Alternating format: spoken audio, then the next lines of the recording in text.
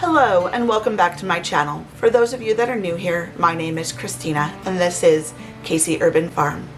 On my last video, I showed everyone how I harvest and prepare cherry tomatoes for the dehydrator for long-term storage. And today, we're going to remove those cherry tomatoes from the dehydrator and put them in a canning jar so that I can put them up on my pantry shelf and have them for all winter and into next spring. I have been asked many times what my process is once I put them in the canning jar. There is no other process other than I dehydrate them and I put them in a canning jar. I don't use the silica gel packets or moisture packets that a lot of people use in food to keep the moisture out for long-term storage, because I have just not found them to be necessary at all. It's just another expense that I personally do not want to put out for my food storage. So that all said, let me show you what the tomatoes look like in the dehydrator. So here it is, and I turned it off already. Turned it off probably 2 hours ago, so I've allowed them to cool off, and here it is. You'll see that they kind of all flattened down, and this is not moisture. This is just like the glossiness. It's just the tomato. It's just how they look sometimes, and that's it. Some of them stick a little bit. They may feel a little bit tacky, but they are okay. At this point, you could eat them as is, just as a snack. And they're really, really good. They're kind of like fruit leather is a consistency that comes to mind when I am eating one. And the flavor is just phenomenal. So anyways, you could eat them, or you can put them in a storage jar like I'm going to do, and then use them in future meals.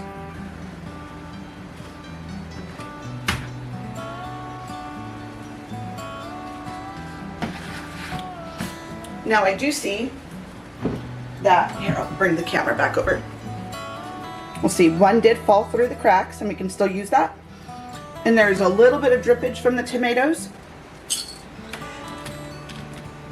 Now, if I have a lot of dehydrators going, and I have, I think, 5 of these round ones, and then I also have an Excalibur. So let's say I have a lot of dehydrators going all at once, then I will put a clean towel or cutting board out on my counter, or just wipe my counter down and dry it really, really well. And then I'll just flip these trays over and give them a whack and knock everything out. And then I can just scoop everything up and then into the jars with the funnel. So that is one tray's worth. So my tray is empty, and that is what I got. So you can start to see why I like to do dehydrating rather than canning, because this whole dehydrator is going to fill up this jar, maybe. I don't even think we're gonna have that much.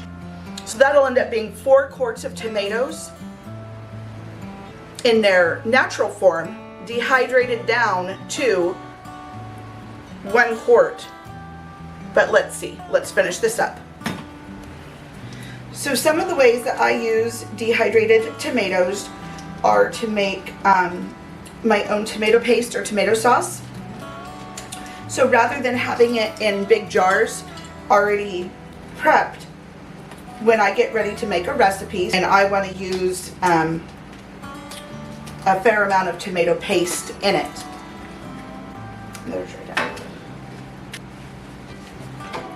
So let's say I'm going to make spaghetti sauce, and I take like 1/4 of a cup of dehydrated cherry tomatoes, and I grab like 5 to 8 slices of a larger slicing tomato, like a big boy, and maybe I have a couple of slices of Dr. Witchy's or Paul Robinson, and I break them all up so they fit in the grinder. The cherry tomatoes obviously don't need to be broken, they will already fit in. And I put it in my coffee grinder and grind it to a fine or semi-fine powder. Then I will, with those dried tomatoes, I will throw in some handfuls of bell pepper and some dehydrated onion and mushroom and maybe some zucchini or eggplant, even celery. I have dehydrated squash up there. You know, I'll just throw in a little bit of everything, and then maybe a little bit of sugar just to sweeten it up. That's tray number 3. So we're at 3, got 2 more to go. And then I'll put it in a saucepan with some water until it's the consistency of the sauce, and I'll cook it like that for a while. And then I'll probably throw in some fresh veggies. Might even throw in a little bit of dehydrated jalapeno if we want it to have a zing to it. And then maybe some okra.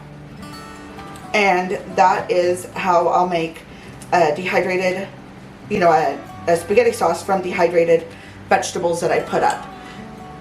So another thing is, if I'm going to make a tomato soup, I would do the same thing. I'd grab a handful, you know, 2 cups, 1.5, 2 cups, depending on how big of a pot I was making, of tomatoes. And that's number 4. So yeah, I grab, like, you know, 1.5, 2 cups of tomatoes, put it in a saucepan with,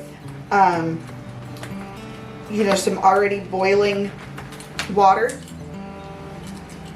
the amount of whatever it is that I want the tomato soup to be, and then I would cook it down until it was getting kind of thick, and then I'd add a little bit of water just to make it more soup-like.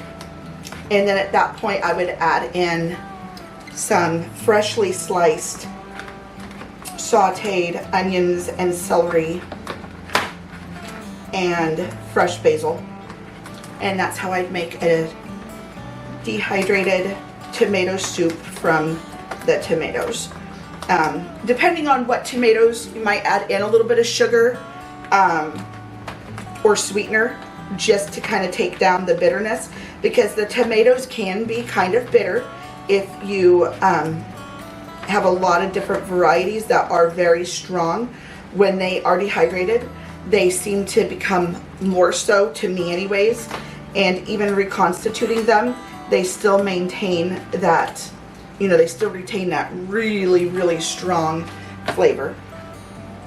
So there's tray number 5, and then I had 4 little loose ones. It's not quite a quart jar full. So that was 4 quarts minus 1 cup, and they dehydrated for 24 hours in the Ambiano on high. But yeah, that's what we ended up with. Make salsa, chili, tomato soup, spaghetti sauce. Just go ahead and crumble them up on pizza right before you throw it in to cook.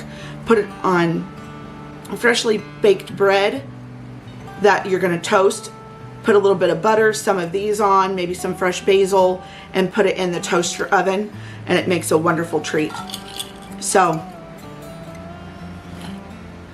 yes, guys, it's as simple as that. It was only made longer because I chattered to you the entire time. The process of dehydrating tomatoes, really the longest part of it is really the growing season if you're growing your own tomatoes. The harvesting, cutting, and putting them in the dehydrator is minimal compared to that time that it takes to grow the tomatoes. So if you can get to that point where even if you've just grown, you know, like I said, 4 quarts, that's all this is. And look what you'd have for all winter to go ahead and throw some tasty, fresh, dehydrated tomatoes in to your recipes. All those things that I mentioned that I make with the tomatoes, I will do some cooking videos coming up.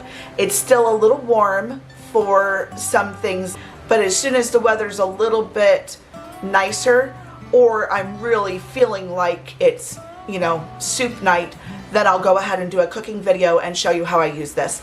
I am going to go out today, harvest the rest of the cherry tomatoes, get more put up, and then I'll do a pantry tour in the next few weeks once the garden has completely finished out and I'm done dehydrating everything that I'm going to be dehydrating out of it. So, as always, thank you for watching, and I'll see you guys next time. Bye.